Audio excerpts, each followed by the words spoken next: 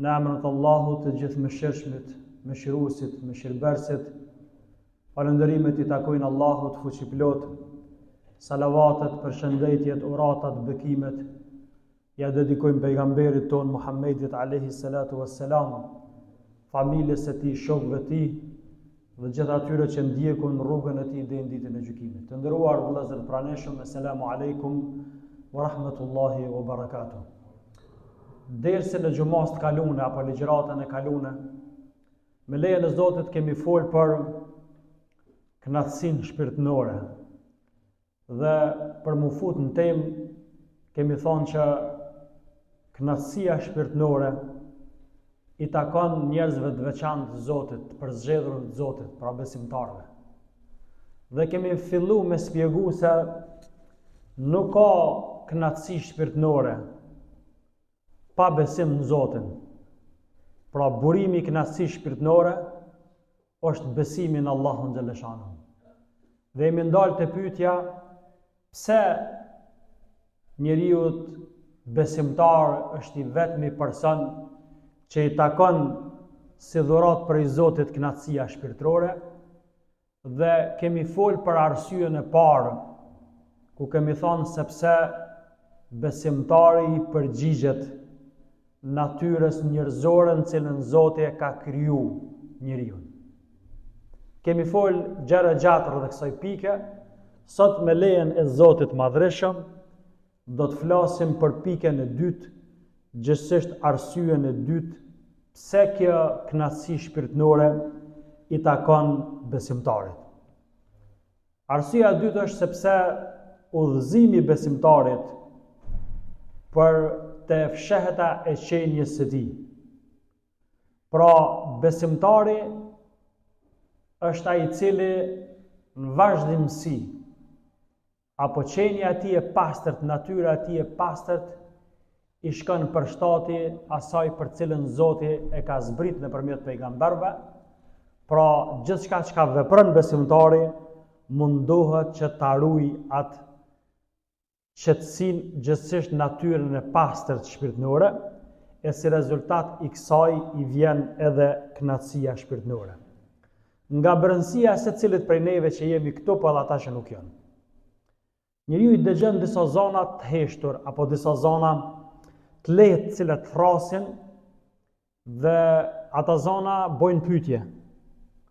Pyetje të cilat kanë për qëllim që njeriu të mja largu shqetësimet dhe me ja rahatu shpirtin. Pyetje të mëdha. Unë do të mundona vetëm kalim themi përmend sa për rikujtim, pyetjet që njeriu t'i vinë mendjen e tij, në shpirtin e tij është se çfarë është kjo botë? Një pyetje e madhe. Pastaj çfarë është njeriu? Pyetja tjetër. Nga erdhëm, nga jemi ardhur në këtë botë. Pastaj kush I krijoi? Kush na krijoi neve? Apo kush e krijoi gjithësinë? Pastaj kush I drejton gjithësinë dhe kozmosin? Pyetja tjetër, cili është qëllimi I krijimit të tokës edhe qiejve? Si fillon dhe a do të përfundojnë? Çka është jeta? Çka është vdekja? A ka jetë pas vdekjes? Cila është lidhja jonë me përjetësinë? Cili është qëllimi final I ardhjes tonë si njerëz në këtë botë? Këto pyetjesh dhe pyetjet këso në natyre janë ato të cilat vazhdimisht njeriu prej ditës të parë kur Zoti e ka kriju dhe përgjatë historisë e kanë mundu njeriu nga brenda. Dhe përgjigjet e sakta edhe përgjigjet e vetme të sakta për këto pyetje nuk mundet me dhënë as shkenca, as filozofia, as teknologjia, as ndonjë elemi tjetër në përjashtim të fesë të Zotit. Pra feja është aja cila pra mund t'i zgjidh nyjen e madhe të ekzistencës, pra realisht mund të me dhënë përgjigjet saktë për pyetjet cilat njeriu vazhdimisht në histori I ka shtruar. Pra këto pyetje që na I bënëm, e shumë tjera të ngjashme që janë mendjet tona, Allahu xhaleshanuhu është përgjigj vazhdimisht nëpërmjet shpalljeve, nëpërmjet pejgamberëve të Allahu xhaleshanuhu. dhe përgjigjet cilat e qetësojnë shpirtin, e largojnë shqetësimin, janë ato përgjigje që zgjidhja më e mirë e tyre është në fenë islame. Nuk ka përgjigje më të mirë, më të sakta, se sa njeriu që për këto pyetje me marë përgjigje në islam. Jo rastisht Zoti në Kur'an ka thonë, inna ad-dina 'inda Allahi l-Islam, fe tek Zoti është vetëm islami. Pra vetëm islami është fe e cilën Allahu xhaleshanuhu e pranon. Allahu në Kur'an i ka thënë pejgamberit tonë Muhammedit alayhis salam dhe neve gjithëve, "Iqim wajhaka lid-din hanifa, fitrat Allahi allati fatara an-nas 'alayha." Zoti tha pejgamberit, përqendro vetveten tënde sinqerisht në fenë, i larguar prej çdo të kote, feja Allahut në cilën Zoti i krijoi njerëzit. Pra feja Allahut në cilën Zoti fitrat Allahi allati fatara an-nas 'alayha, natyrshmëri, feja e pastër në cilën Zoti i krijoi njerëzit. Pra Zoti me këtë ajet edhe pejgamberit alayhis salam, po edhe neve të gjithë pasuesët e pejgamberit Muhammedit alayhis salam, po na fton, po na nxit që kujdesi jon, fokusi jon, përqendrimi jon do të më qenë ku në fenë Allahut. Sepse është këmisha, është rroba që mas miri i bjen qenjes që ka emrin njeri, ajo është pra Islami. Nëse natyra njerëzore nuk ndikohet nga faktor t'jashtëm, njeriu pa më të voglin dyshim do të përfundoj duke qenë musliman besimtar në Allah. Çka ka thonë pejgamberi alayhis salam? Kullu mawludin yuladu ala al-fitra. Çdo foshnje lind me natyrshmëri të pastërt. Mirë po faktorët të jashtëm prind janë ata cilët i dhojnë kahje. Nëse janë krishterë, ka krishterizmi, nëse janë jud ebrej, ka ebreizmi, nëse janë zjarpotist, ka zjarpotismi. Po sikur njeriu si foshnjë që lind, do të ishte larg këtyre faktorëve ndikues që u përmendën, atëherë njeriu do të ishte besimtar, musliman, do të harronte natyrshmërinë cilën Allahu xhaleshanuhu e ka kriju. Natyra e pastërt dhe mendja shëndosh thonë, njerëzit nuk janë krijuar nga asgjëja. E para, nuk jemi krijuar nga asgjëja, e as për asgjë, domethënë kemi një qëllim të krijimit, dhe nuk jemi krijuar vetët tona. Pra njeriu me natyrë të pastërt, me mendje shëndosh, arrin këtë përfundim, realisht kjo është edhe aja çka Zoti e thot në Kur'an. Çka ka thënë Allahu në Kur'an? A mos u krijuan prej kurrgjës? Apo ata vetë janë krijues? A mos ata i krijuan qiejt edhe tokën? Që Zoti flet njerëzit. A mos po mendon njeriu se kemi kriju prej asgjë, në të kuptimin është kriju njeri vetë rastisht? Apo mos po mendon njeriu që njeriu është vetë krijues? Apo mos po mendon njeriu edhe më shumë se ai ka krijuar edhe tokën edhe qiellin? Subhanallahu. I lartësuar është Zoti. Pra Allahu na ka krijuar neve, Allahu ka krijuar gjithçka që na shohim dhe nuk shohim, dhe i vetmi krijues është Allahu xhaleshanuhu. Natyra e pastërt dhe mendja shëndosh thonë, do mos në këtë kozmos, ka shi përsosën që është. Do mos mesin e këtyre krijesa ka shtë përsosnë që ekzistojnë në këtë kozmos, duhet me ekzistu një krijues. Kush thot kështu? Natyra e pastërt njerëzore dhe mendja shëndosh. Pra do të, sepse kjo qenje ka që çuditshme që ka emrin njeri, kjo gjëllësi aq e stërmadhe, domosdoshmë do ta ketë një krijues i cili është i Zoti për çdo gjë i urtë dhe i gjallëditur. Në çfarë konkluzioni, kush vjen këtë konkluzion? Mendja shëndosh edhe natyra e pastërt. Natyra e pastërt njerëzore dhe mendja shëndosh thonë, ky krijues i urtë domos duhet jetë pas këtij rregullit mrekullueshëm për çka ka vendosur Zoti në kozmos. Lidhe me këtë Allah në Kur'an, surën Duhan, nëse s'gaboj thot, وَمَا خَلَقْنَا السَّمَاوَاتِ وَالْأَرْضَ وَمَا بَيْنَهُمَا لَاعِبِينَ. Thot Allah, nuk i kemi kriju as qiejt, e as tokën, e as çka ka mes tyre, mes tokës edhe qiejve. për lojë kot. Po Zoti pe mohan lojën, argëtimin. Po sikur Zoti po do të thonë edhe tokën, edhe shtatpolqije i kemi kriju me në qenë. Ma khalaqna as-samawati wal arda wa ma bainahuma la'ibin, ma khalaqnahuma illa bil haqqi walakinna akthara an-nasi la ya'lamun.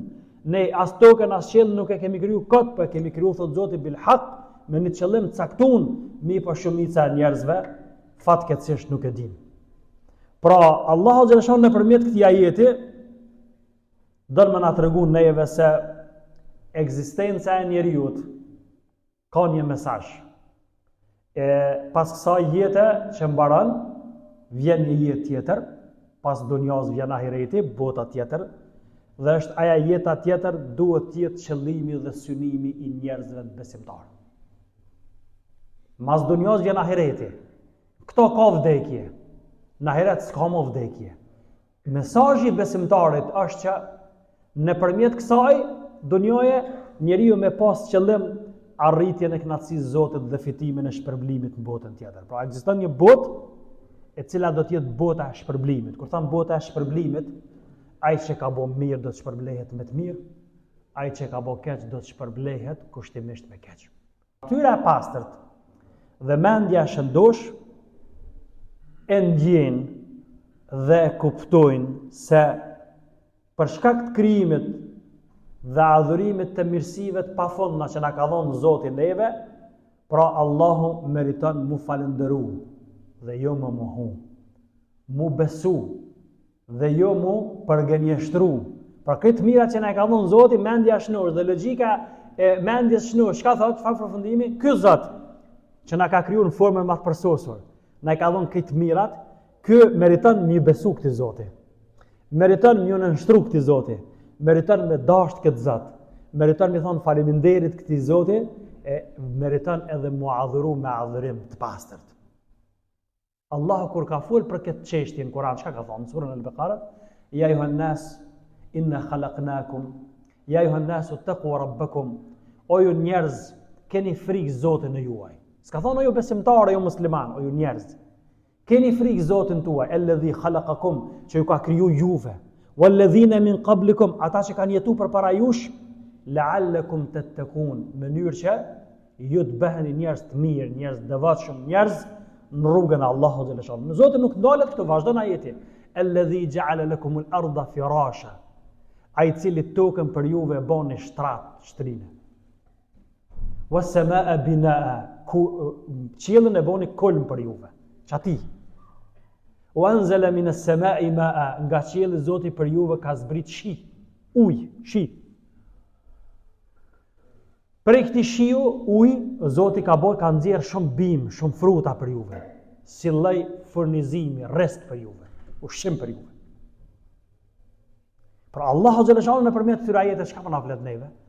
Po i flet mendjes njerit, po i ndihmon mendjes njerit, po i flet natyrës të pastërt njerit, se njeriu dohet në këtë botë me jetu me një qëllim, dhe ajo është qëllimi i madh, po me jetu për Zotin dhe me boj jetën sipas programit të Zotit, dhe ku njeriu vepron në këtë formë, atëherë ka me arrit atë kënaqësinë shpirtërore dhe ka me meritu, për dallim prej atyre tjerëve cilët nuk besojnë dhe nuk i përgjigjen thirrjes Zotit. Këtë këto pyetje që njeriu i bane dhe i bën, përgjigjet i ka ku tek burimi i diturisë. Është burimi i diturisë është shpallja prej Zotit, pra respektivisht na musliman që të përgjigje që po na pyetjet që na kanë mundu e po na vijnë përgjigjet ku i morën? I morën në burimin e diturisë të pagabueshme, e që është Kur'ani, fjala e Allahut xhaleshahu. Allahu na ka tregu se njerëzit që i kanë marrë përgjigjet prej Zotit, kanë punu sipas tyre përgjigjem, e kanë bërë jetën tillë, atëherë edhe kur dalim në botën tjetër, që është synimi jonë me arrit kënaqësinë e Zotit, njerëzit e mirë venin e kanë në xhenet. Njerëzit e lig venin e kanë në xhenem. Innal abrara lafi na'im wa innal fujjara lafi jahim. Njerëzit e mirë do të jenë në kënaqësinë e përjetimit në xhenetet e Zotit. kurse mëkatarët, gjunaqarët dhe Allahu do t'jenë në xhehenem, Allahu na ruaj të poshtruar. Feja nëpërmjet pejgamberëve, nëpërmjet shpalljeve për Zotit, pse ka ardhur? Ka ardhur me ndihmu njeriu për me plotësu qëtë natyrën e pastër për cilën po flasim, në cilën lind njeri. Jo vetëm me plotësu, por edhe me rujt. Se nëse s'ruhet aja deformohet. Kur deformohet, rezultati nuk del në rregull. Ka ardhur me rujt natyrën e pastër të njerëzore, ka ardhur për ta mbështetur mendjen e shëndosh që mos smu, ka ardhur për të mohuar gjithçka që realisht e prish natyrën njerëzore, ka ardhur pra feja e vërtet mi ia qartësu njeriu gjithçka që e ka pas pa qartë, mi dha përgjigje njeriu për gjitha pyetjet cilat e kanë mundu mendjen e tij, ka ardhur për mi largu nga njeriu dyshimet e mundshme, paqartësitë e mundshme, pra thjesht ka ardhur për mi ia qartësu njerit rrugën e duhur dhe qëllimin e pastër në raport me Allahun xhaleshanu. Pra natyra e pastërt nuk është thjesht ide dhe mendim. Ku flasim për që të fitrat Allah, natyrshmërinë njerëzore, natyrën e pastërt, nuk është thjesht kjo natyrshmëri një ide apo një mendim, as thjesht një ndjenje, përkundrazi është përzierje e dyjave. Nuk është thjesht mendim, ide, diçka teorike, as nuk është një emocion, një ndjenje, po është përzierje të dyja. Ma thjesht, shpallja prej Zotit, që është burimi i diturisë për këtë botë dhe botën tjetër, feja Allahut ndryshe, për çka ardh? Ka ardhur mi fol a mendjes a zemrës njerit, edhe mendjes edhe zemrës, komplet qenjes njerit. Pra ardhur mi fol mendjes njerit, me rujt mendjen e njerit, mi ndihmu ato ku mendja e njerit është e paaft, që s'mundet me dal për te saj, edhe të njëjtën ku ardhur mi fol edhe zemrës njerit apo shpirtit njerit.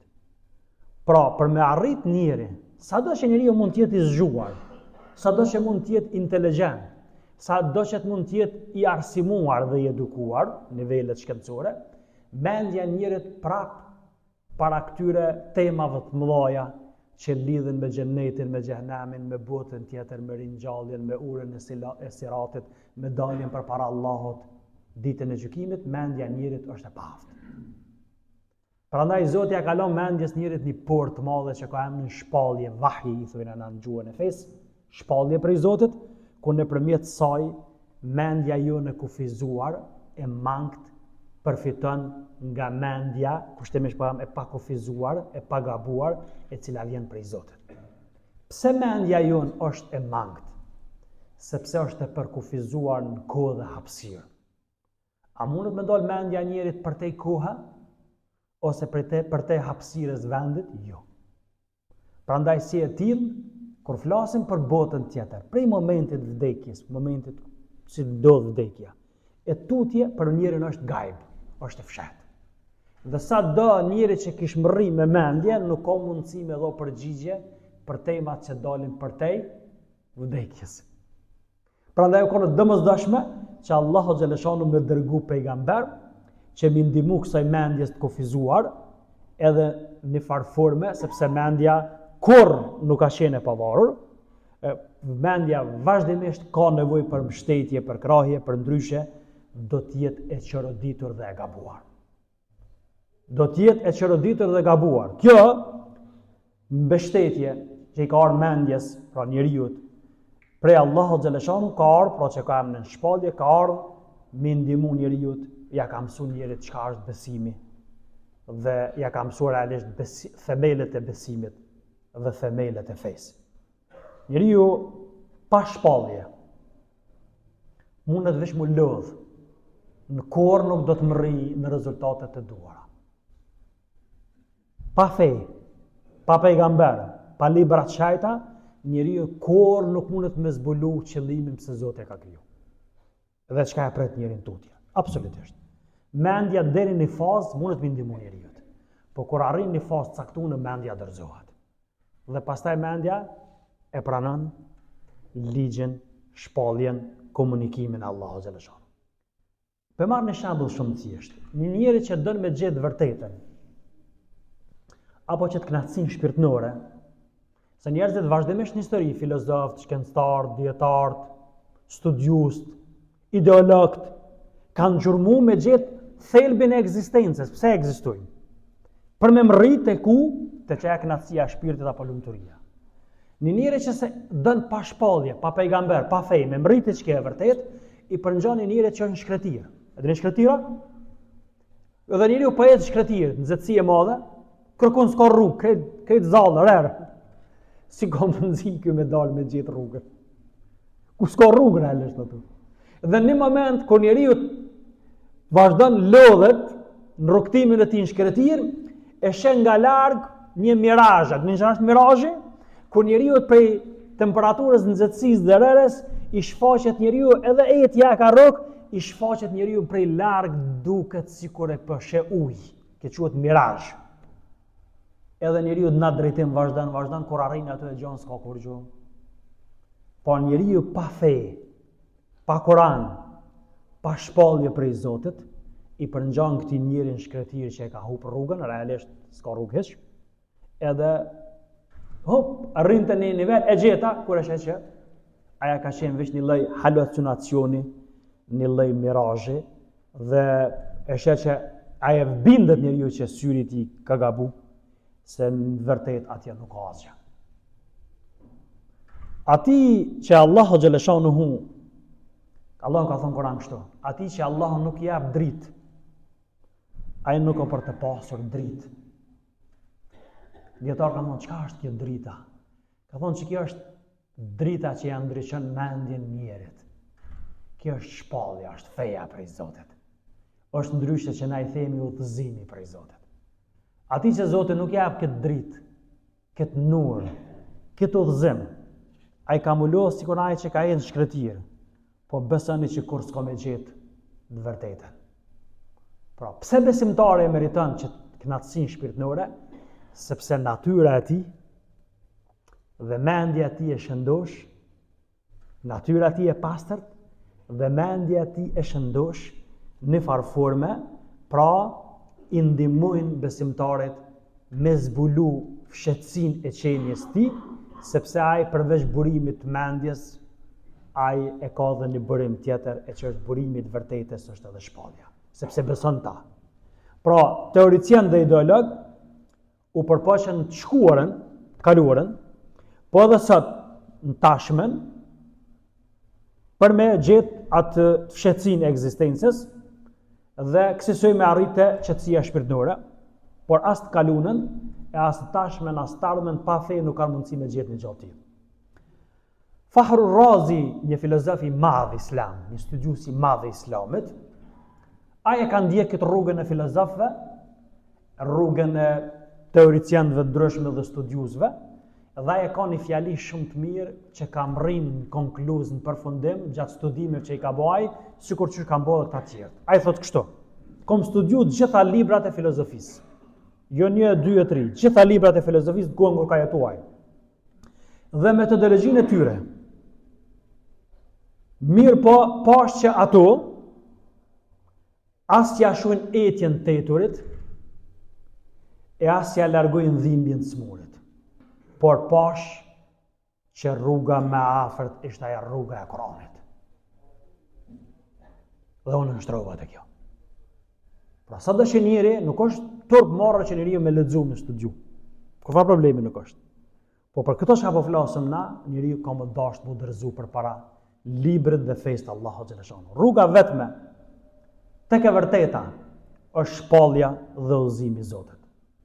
Allah i ka thonë pejgamberit alayhisalam të neve, andaj përmbojo asaj që po të shpallën. Zoti tha pejgamberit, përmbojo librit të Zotit, fjalëve të Zotit që po të shpallën, e s'ka dyshim se ti je në rrugën e drejtë. Për me qenë në rrugën e drejtë si musliman, çka kërkohet prej neve? Mirë përmbajt asaj që Zoti e ka zbritur në Kur'an. Filozof, shkencëtar, cilët se kanë pranuar fenë, religionin, as librat e shejtat të Zotit, as Kur'anin, jenë lodh, edhe a besoni që në aspektin e besimit kanë qenë më të mangët se ndoshta një plak apo një plak që ka besimin, sepse shpesh besimi i plakut apo plakës është llogaritë si besimi në natyrshmërinë më të pastër. Pa e mundu shumë për natyrshmërisë të pastër e besoj Allahun. Prandaj ka ardhur në transmetim, po kam dëshirë me përmend edhe këtë dhe po e përmbyllim me këtë, më brenda 2 minuta. Një njeri ju ka thonë njerëzve, po të hersh pa xhenetin. Edhe e kum pa xhenemin. Me të vërtetë, njerëzit i kanë thonë çush ke pas mundësi më po, kur na akoma nuk kemi vdek. Në mënyrë që me pa me përjetu ose xhenetin ose Allah na rujt me pa xhenemin, sepse xhenemin do ta shohin gjithë njerëzit. Për dallim, besimtarët do ta shohin, por nuk do të hinë. Ata pa besimtarët do ta shohin dhe do të zhytën ta. Thot çush ke pas mundësi ti mi pa kur në farforme akoma na si kemi përjetu ato. Thot e kom pa xhenetin e xhenemin me syt e pejgamberit alayhis salam. Çysh? Thot pejgamberit Zoti ja ka mundsu me pa dhe xhenetin edhe xhenemin. Thot unë i kum besu këtij pejgamberi. Thot edhe as shumë i kum besu këtij pejgamberi sa që aja ka pa aja kum pa dhe. Thot se me pas pa me syt mi kanë mundësi me rajt. Sikur ato shkretin që e mashtrej syni, uj, po s'do luj. Tha unë e kum pa me syt e pejgamberit. E syt e pejgamberit tha nuk mashtrojnë dhe nuk rajnë kor. Ishe bindje. Prandaj të ndëruar vëllezër, a pe lypëm na kënaqësinë shpirtërore? Kjo është natyrshëm po. A pe dëshirojmë na që me kohë të lumtën edhe të kënaqur këtë botë? Përgjigjja është po. A na ka garantuar Zoti në Kur'an se këtë kënaqësinë shpirtërore Zoti ja hudh në zemër kuj? Atij që e beson Zotin? Po, edhe kjo është e vërtetë. E atëherë çka po kërkohet prej neve?